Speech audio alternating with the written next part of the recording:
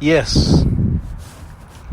So the program that I'm doing today is a thought about what is it that we're seeking to do in regard to our broadcasts and all that is going on with us and the budding of spring.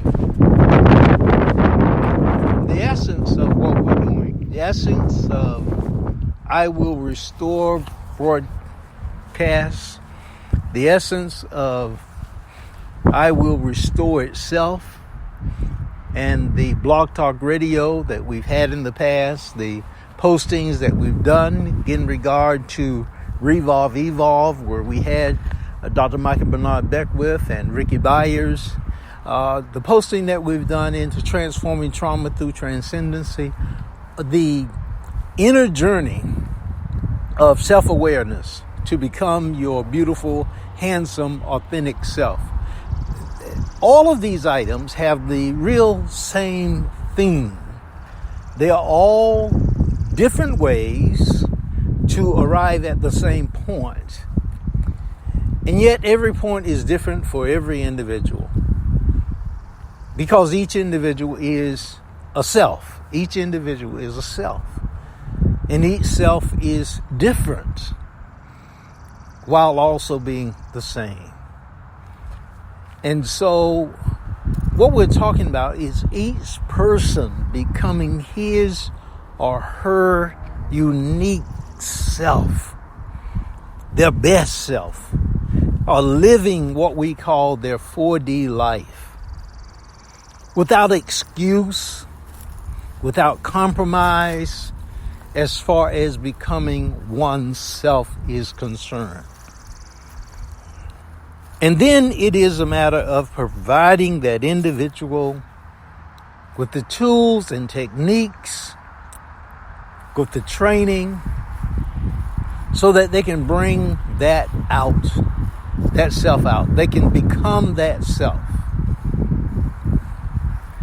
And showing the individual that the real challenge to the self is not something or someone who is outside of the individual, but the real challenge to the self is inside. The real enemy is within. It is the fears, the doubts, the uncertainties, the inadequacies. And these are often hiding within the subconscious. They are the limiting principles, values, and beliefs that are working beneath the surface. They're hidden. And many times these limiting principles, values, and beliefs are the monsters that we have learned about when we were young. And as a result of that, they have faces, they have names, but really we are not even sure what they are, why they are, or where they come from, because they were implanted, as was said, when we were young. They are found in stories and myths and all kinds of other things, and we feel that we are unable or inadequate when it comes to actually doing away with or vanquishing these, and that we need some force outside of us, a hero who is outside of us, to actually slay the dragon, if you will, or to vanquish the enemy, if you will, or to capture the enemy, if you will, or to become the hero, to win the battle. We need to really live in some other hero, in some other champion, in some other individual. And I Will Restore has in mind to restore to the individual the sense of that I can and I will, through the power of spirit working within me, do that which will set me free.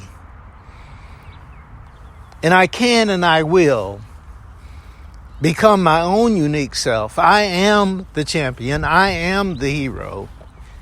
And I can do all things through the Spirit of God working within me. I can and I will. And that's really what this is really all about. That no matter what the challenge may be, in fact, I am convinced that life is a series of problems and challenges, a series of questions, even, if you will, not problems and challenges, but a series of questions that we have given to ourselves individually. It's like a game that we have given to ourselves to play, knowing that we are going to win. When we are thinking correctly, we know that, as the text says, that all things are working together for our good. We know that in the end we win. There's something about the knowing that we win ultimately that is able to wake us up in the morning.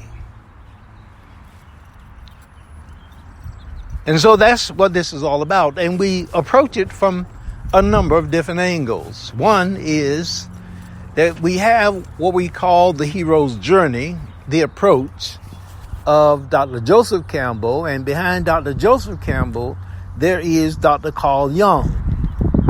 The hero's journey was originally found in a book called The Hero with a Thousand Faces.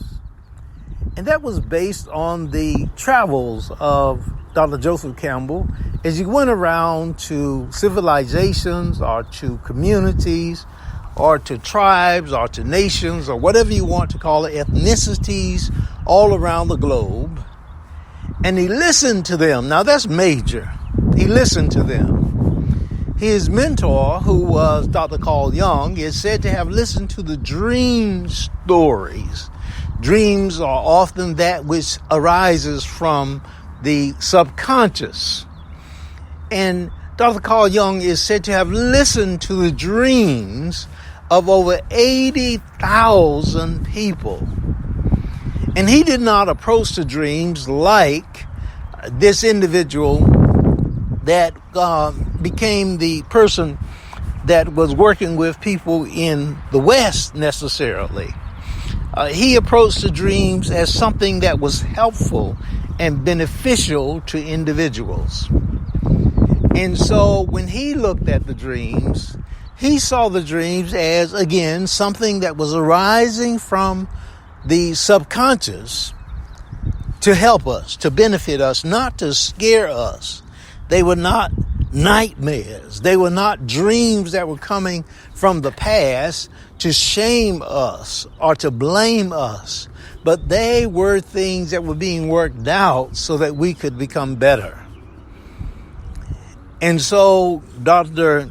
Campbell, when he looked and listened to the stories of the individuals, listened to them, he found that throughout the world, people were telling the same hero story, or the same shero story, if you will, but they put their own face on it. And that's how it became the hero with a thousand faces.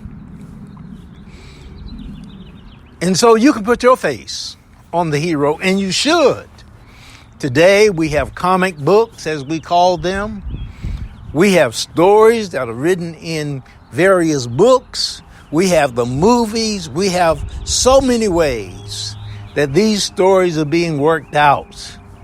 And rather than seeing the story as someone outside of you, see the story as something that is occurring within you. The same is true in regard to what you might read in the Bible. See that as simply a story. A story or a number of stories. There are so many stories that are in the Bible, whether you call it the story of Joseph or the story of Abraham or the story of Jacob and Isaac or the story of Jesus, the Christ. It's a story that is told not about an individual who lived thousands of years ago, but the story of a person who's living today, the person who is reading it, or the person who is hearing that story. And our intent is to show you how to actually read that story wherever it is found for your benefit, for your application of it to your life. And whether it is via a class, like our class at teachable.com, where we have a school that is set up, which is called Victory and Praise International Spiritual Center, Victory and Praise Transformational Leadership Institute at teachable.com. You can find it there. We have a class called The Inner Journey of Self-Awareness to Become Your Beautiful, Authentic Self, or Your Beautiful, Handsome, Authentic Self. That's a class that's set up so that an individual can become just that person. And we use all of these tools so that you're able to actually take this journey. Find out who this person is. All of these things that we do so that a person can become who they really are. That's the intent. That's what the intent really is, that the person will become who they really are. And there are other things when it comes to Dr. Carl Jung. He wrote books. His book, similar to The Hero with 1,000 Faces, is called Man and His Symbols. And in it, he talks about this process of becoming.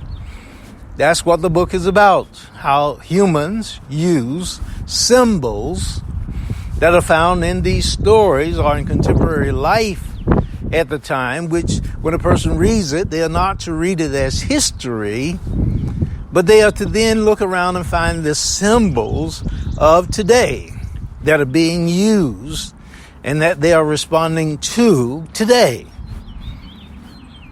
And then make the application of those symbols and see how they are used today in order to, again, help the individuals to grow, help you as the individuals to grow. Another book that he had, and you will see it applied at various places and times, the book was called Psychological Types. And there he was talking about different levels or different types, as it was called, or as it is called, personality types really, that are found within an individual. And there was a set of tests that were developed from that, particularly one set by a person named Myers-Briggs, the Myers-Briggs Type Indicator. And then from there also there are what they call the 16PF, which is personality factors. Those are all tests that are based to help an individual to discover what their particular type is, not a type that you have or a factor that you have that is yours forever.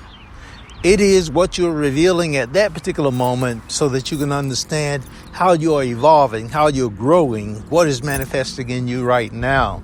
And over the course of time, there's this particular energy that you're bringing forth so that you see the evolution that is taking place within you, and you're not a mystery to yourself.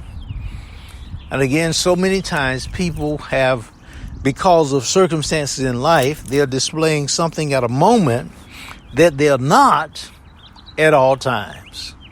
Something that you're displaying at a moment that you're not at all times. It's not your best self. It's not your unique self. It's just what you're displaying to deal with a certain situation that you have at that particular moment. And so here are three things that we're talking about in regard to this becoming your best self. There's the hero's journey, in which Carl Jung, his disciple, who was named Dr. Joseph Campbell, talks about life as a journey. It's displayed in movies and comic books and all of that, and a person can look at that and see that there's a process that you're going through in order to become your hero or your shero, your best self. And so it looks like a journey, a trip that you're taking in life. That's one.